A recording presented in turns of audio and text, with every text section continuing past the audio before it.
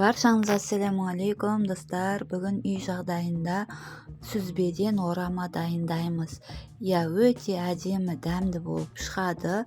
Ол үшін електен өткізілген ұн, бір жұмыртқа, сонымен қатар суымызға тұзымызды салып, жақсылап араластырып аламыз. Араласқан суымызды ұнымыздың үстіне құйып, қамыр елейтін боламыз. Ұнды міндетті түрде електен өткізіп алыңыздар. Осылай қолымыздың көмегімен қамыр елейтін боламыз. Қамыр бізде қатты қамыр болмайды, орташа жұмсақтықта қамыр болуы керек. Еленген қамырымызды бетін жауып жарты сағатқа демалдырып қоямыз.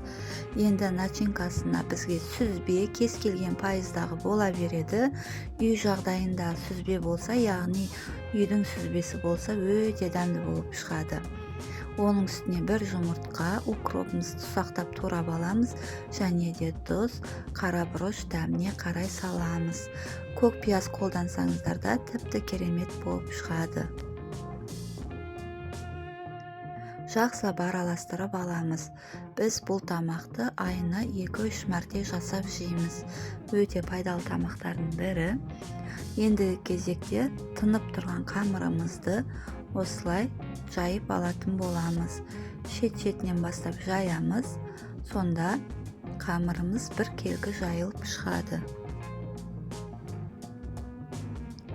Достар, мен каналыма қолдау білдіріп отырсаңыздар, лайк басып, комментарий қалдырып, сонымен қатар достарыңызға, туыстарыңызға видеоларымды таратып, қолдап жіберсеңіздер, алдын ала рахмет айтамын. Енді жайылған қамырымызға сұйық майымызды жағып аламыз осылай. Осы сәттен бастап мантаваркаларыңызға суларыңызды қойып, газға қоса берсеңіздер болады. 25-30 минутта пісіп шығады. Майымызды жағып алдық. Ендігі кезекте начинкамызды, яғни сүзбемізді осылай тегістеп жағып шығамыз. Аздап қиындық болады.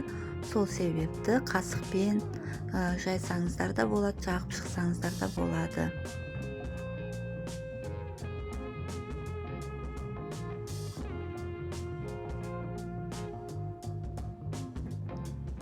Толықтай бір келгі қылып жағып аламыз.